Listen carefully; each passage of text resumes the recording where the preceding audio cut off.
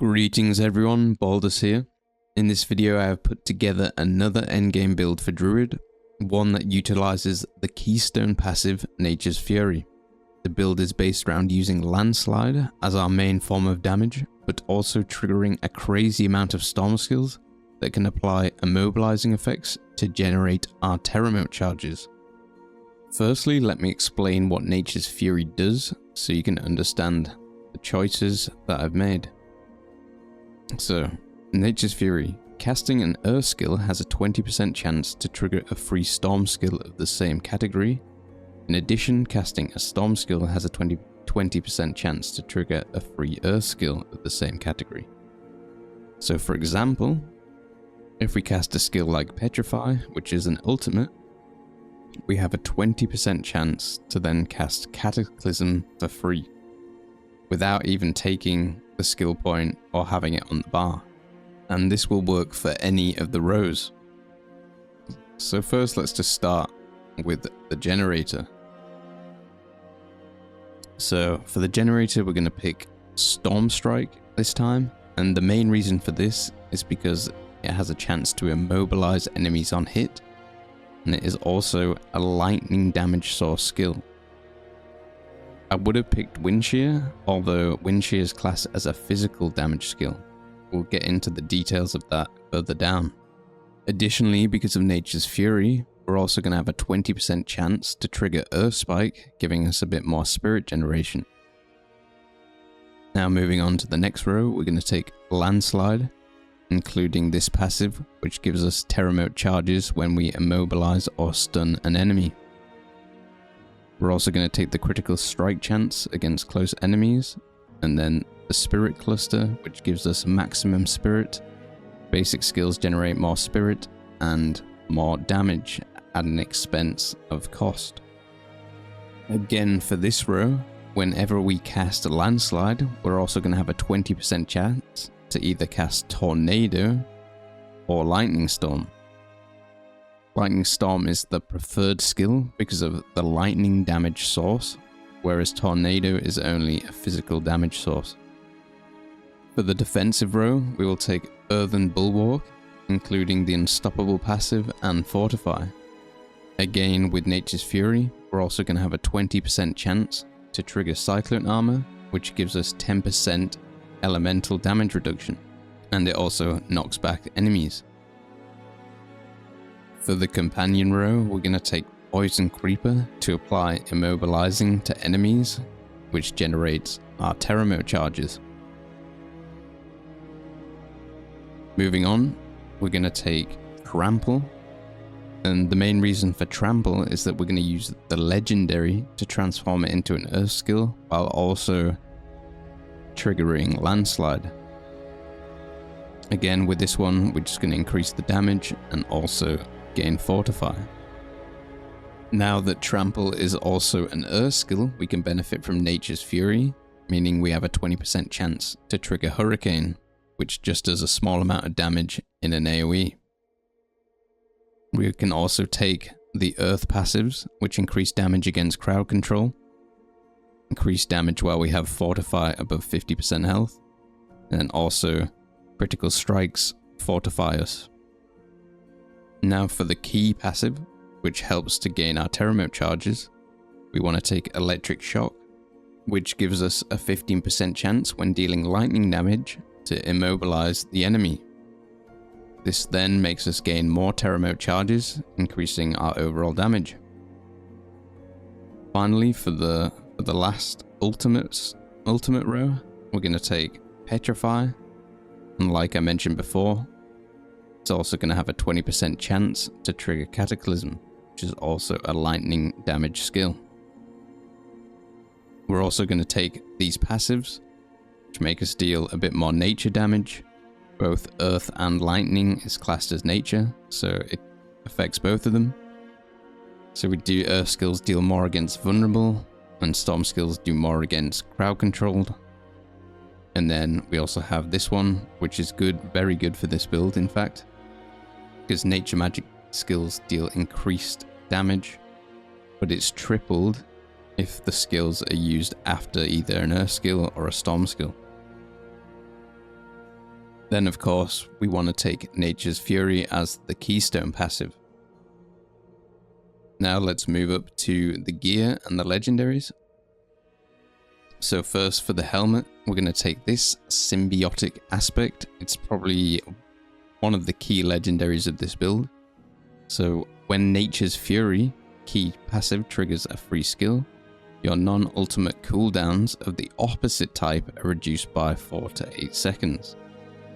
So if we take an example, such as Landslide, we have a 20% chance to trigger Tornado or Lightning Storm, which is a storm skill.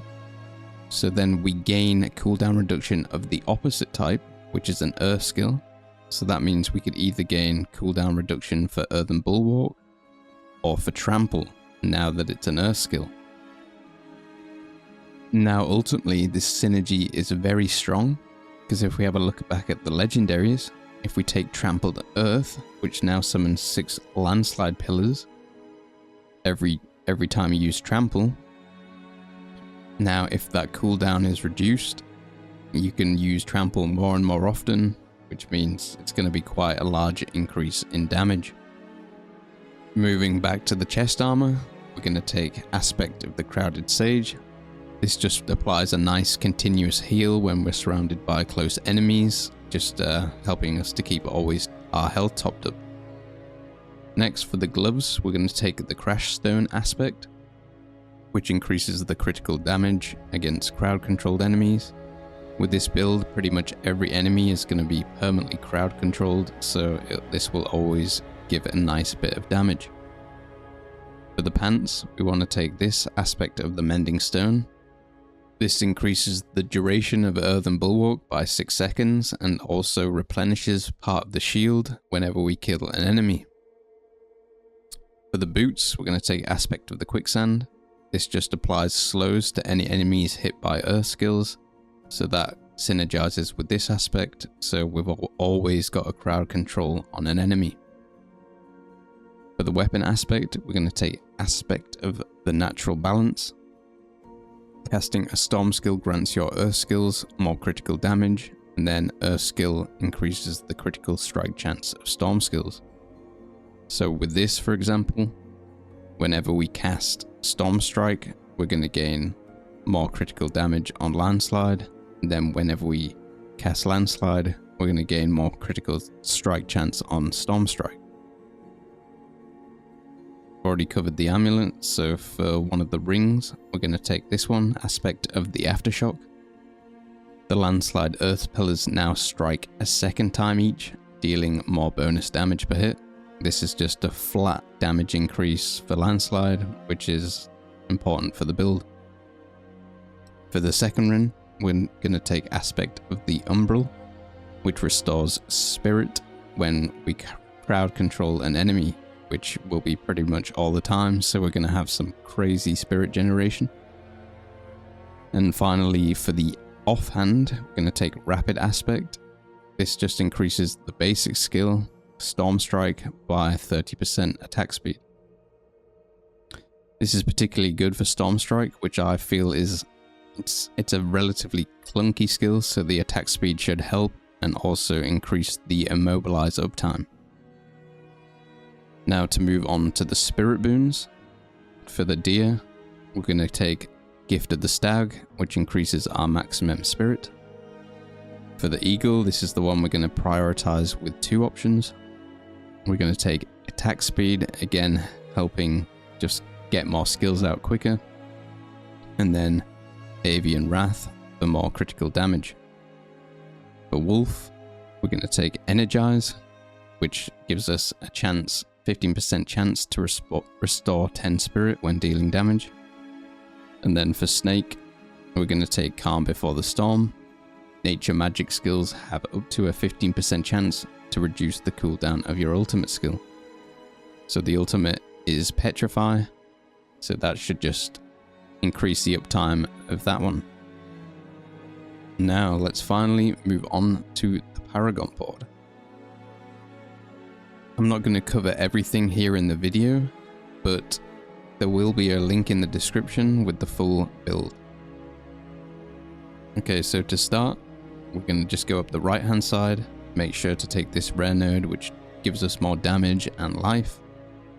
For the first glyph we're going to take Spirit, which for every 5 dexterity purchased increases our core skill critical strike damage by 4%. Also with the additional bonus, critical strikes increase the damage an enemy takes by you by 2% for 20 seconds to 12%. So you just want to make sure you take at least 25 dexterity in the zone. Also pick up more damage and resistant to all elements. For the first gate, we will take Constricting Tendrils for the legendary node. This gives nature magic skills a 15% chance to entangle the enemy, immobilizing them and also poisoning them. The key thing here is the immobilize, so we gain more terror mode charges. On this board, we've also got the key glyph called Exploit. This increases our damage versus vulnerable targets, and also for the additional bonus, whenever we damage an enemy, they become vulnerable for the first 3 seconds. It can only happen once every 20 seconds, but it's important when we go over to a new pack, we can apply that vulnerability straight away for the increased damage. Other key nodes on this board are more life and willpower, more nature magic damage, a bit more tankiness, some more resistant to elements, and some more damage. So moving on to the next board, the key legendary node is Ancestral Guidance. After spending 75 spirit, you deal 30% increased damage for 5 seconds. This should be up pretty much all the time because we're going to be spending a lot of spirit in the endgame.